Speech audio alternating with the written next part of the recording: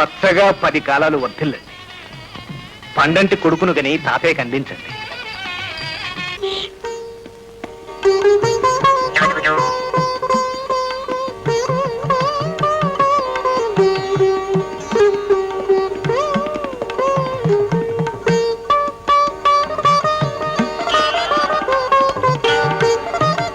రాము ఇలారా.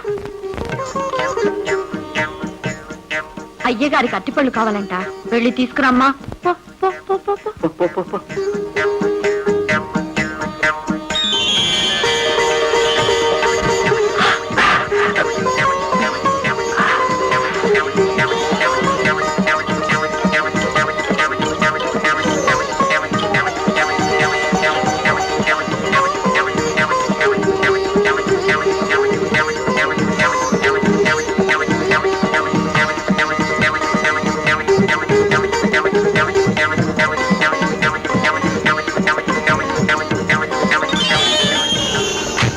డాడీ, ఏమి డాడీ మీరు రోజు రోజు ఇలా అయిపోతున్నారు?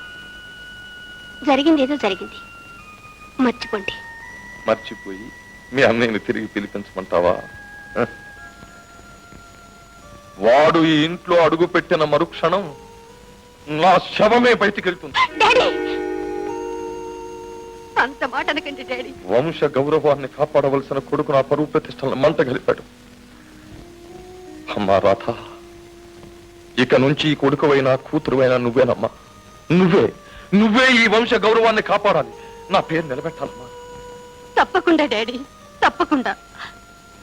మన పరువు ప్రతిష్టలకు తగని పని నేను ఏది చెయ్యను డాడీ, ఏది చెయ్యను. నాకు ఆ నమ్మకం ఉందమ్మా, ఆ నమ్మకం ఉంది. ఆ నమ్మకంతోనే బ్రతుకుతున్నానమ్మా. డాడీ, మీరు రెస్ట్ తీసుకోండి డాడీ, రెస్ట్ తీసుకోండి. అలాగేనమ్మా. హలో, ఎవరు? లక్ష్మ. అరే హౌ డు యు డు? ఏమి చెప్పకుండా ఎక్కడికి వెళ్ళావు? లండన్ కా? మీ బ్రదర్ని చూడ్డానికా? How is he? అయితే రోమ్, స్విట్జర్లాండ్, ప్యారిస్ అవన్నీ చూసావన్నమాట. Please tell me something about the places. ఏమిటి, నేర్లో చెప్తావా? అయితే మనం ఎక్కడ కలుసుకోవడం? ఓహో, మళ్ళీ ఫోన్ చేస్తావా? Okay, cheerio, bye bye.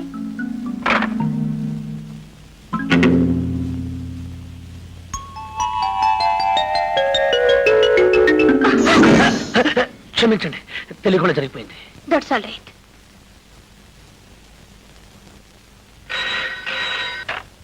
Hello, Radha here. Lakshma, ఈ రోజు సాయంకాలం 5 గంటలకు గ్రీన్ ల్యాండ్ హోటల్కేగా? తప్పకుండా వస్తాను. Exactly at 5. Okay, thank you.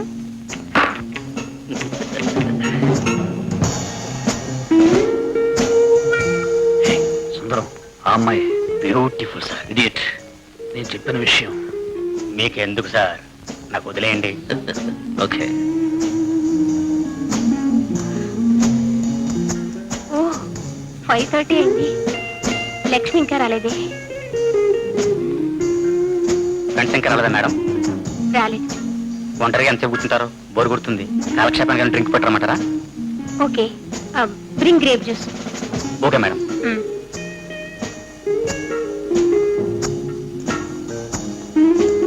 Madam,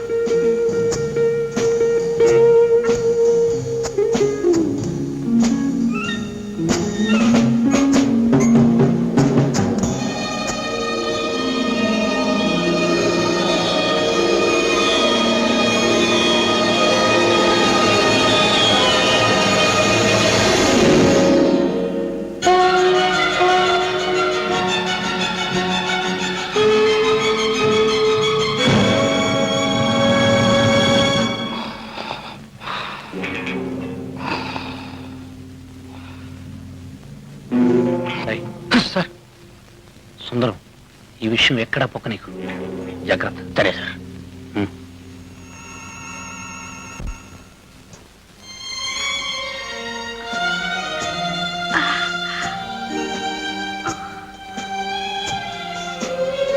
నేను ఈ రూమ్ లోకి ఎలా వచ్చాను?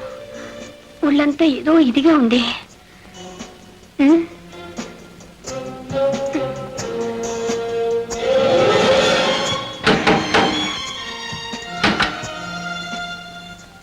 సర్వర్ నేను ఇక్కడికి ఎలా వచ్చాను? మీరు గ్రేప్ జ్యూస్ తాగారండి, ఏదో మైకులో పడిపోయారండి. నేను దిగి వచ్చి ఇక్కడ పడుకోబెట్టానండి. I see. అంతేనండి.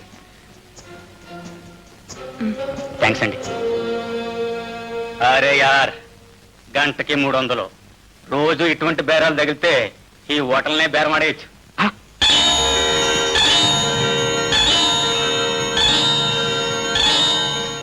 రేపు మీ చెల్లెలు పెళ్ళిట. రేపా? ఎవరు చెప్పారు? పట్నం బజార్లో మన వంటవాడు కనపడి చెప్పాడు. కనీసం శుభలేఖైనా పంపలేదు. నాన్నగారు సరే, చివరికి చెల్లెలు కూడా. కాదు బాబు, రాధమ్మ ఎంతో బతిమలాడిందట. అప్పుడు నాన్నగారు ససేమిరా వీల్లేదు, వాడి ఇంట్లో అడుగు పెడితే నా శవాన్ని కళ్ళ చూస్తారు,